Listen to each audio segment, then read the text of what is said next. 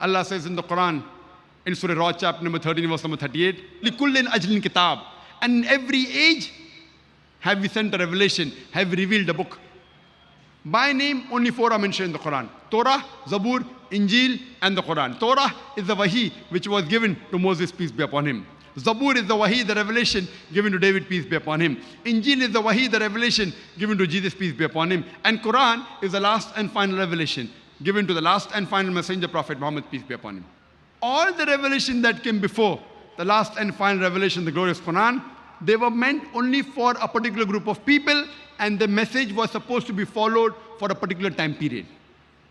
But because the Quran was the last and final message, it was not sent only for the Muslims or the Arabs, it was sent for the whole of humanity. It's mentioned in the Quran in several places. In Surah Ibrahim chapter number 14 verse number 1, in Surah Ibrahim chapter number 14 verse 52, in Surah Baqarah chapter number 2 verse 185, in Surah Zumur chapter 39 verse 41. Several places it says that Quran was revealed as a book for the whole of humanity.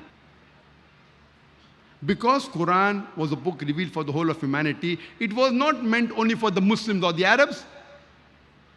Because it was the last and final revelation, it was not meant only for the Muslims or the Arabs, it was meant for the whole of humanity. So today, irrespective whether you're living in India, or living in USA, or UK, or Singapore, or Pakistan, or Saudi Arabia, or Canada, you have to follow the last and final messenger, Prophet Muhammad, peace be upon him, and believe in the last and final message, the glorious Quran.